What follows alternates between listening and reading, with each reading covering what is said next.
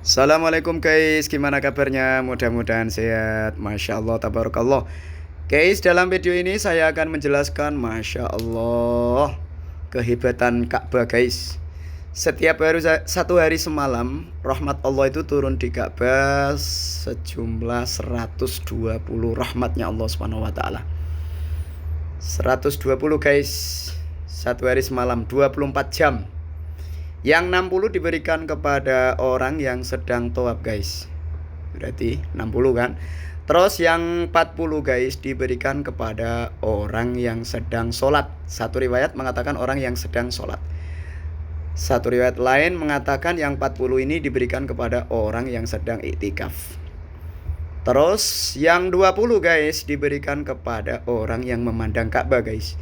Jadi memandang Ka'bah saja itu sudah dapat rahmatnya Allah Subhanahu wa taala 20. Jadi yang tawaf dapat kebagian 90, yang sholat dapat bagian 40 atau yang itikaf tadi, yang 20 bagiannya orang yang memandang Ka'bah saja guys.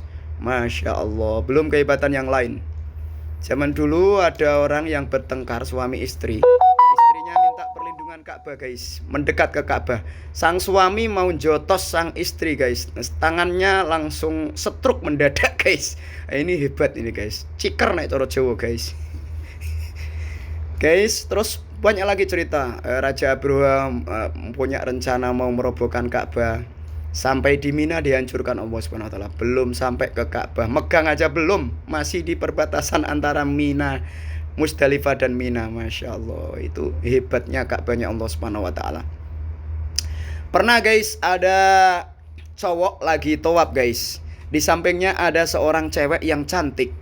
Itu lengan tangannya itu terbuka guys. Sang cowok itu menaruh tangannya di atas lengannya cewek yang kebuka tadi tangannya guys, biar rasanya hot gitu. Gimana itu? Ternyata setelah diletakkan di situ tangannya guys, itu nempel kayak dilem, tidak bisa dicopot guys. Akhirnya curhat kepada salah satu ulama yang berada di Mekah.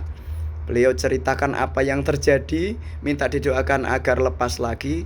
Sama sang kiai atau ulama itu, dua orang tadi disuruh balik ke di mana dia ke Ka'bah ya, tempat dia bermaksiat, melakukan kemaksiatan tadi. Akhirnya dia balik di dekat Ka'bah lagi, terus disuruh tobat sama Allah Subhanahu wa taala. Akhirnya dia tobat dan bisa lepas itu lengannya. Lengan tangannya lepas, nggak nempel lagi. Pokoknya jangan main-main dengan Ka'bah guys. Sekali main-main dengan Ka'bah ini urusannya sama Allah. Zaman dulu itu ada orang dari kabilah Jurhum ya, cowok dan cewek, namanya Isab dan Nailah. Keduanya itu berak di Ka'bah. Setelah berak di Ka'bah, Bapak Ibu sekalian, Isab dan Nailah ini dijadikan batu oleh Allah Subhanahu wa taala. Masya Allah, tabarakallah. Belum lagi guys tentang keutamaan sholat di Masjidil Haram, sangat luar biasa. Rasulullah pernah menerangkan dalam sebuah riwayat hadis guys, sholatun fi masjidi hada afdalu min alfi sholatin fi masiwah.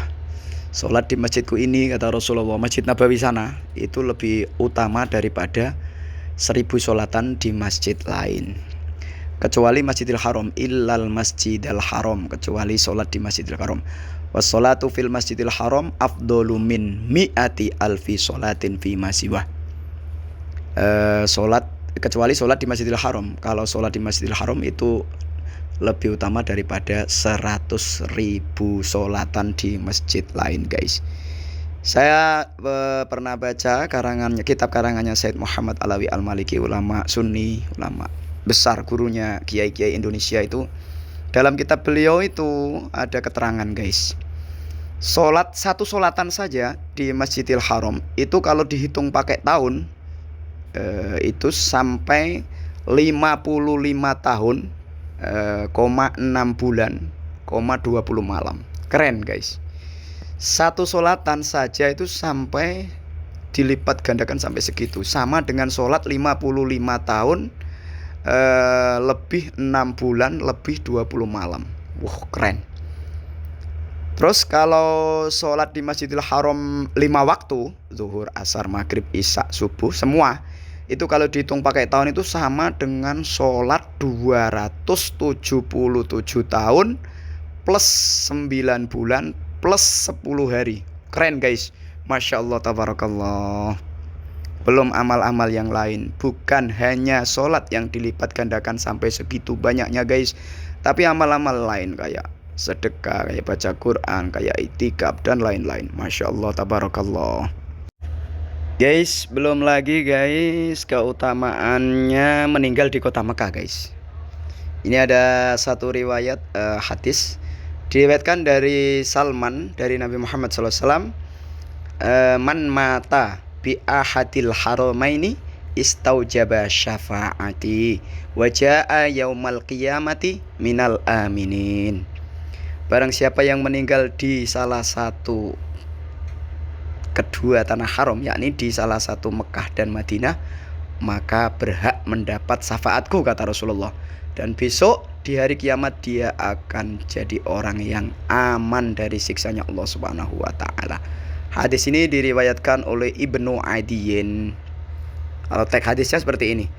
An Salmana anin Nabiyyi sallallahu alaihi wasallam qala man mata bi ahadil haramaini istaujaba syafaati wa jaa yaumal qiyamati minal aminin. Akhrajahu Ibnu Adiyin. Sampai jumpa guys di lain waktu. Akhiru qauli ihdinas siratal mustaqim. Assalamualaikum warahmatullahi wabarakatuh.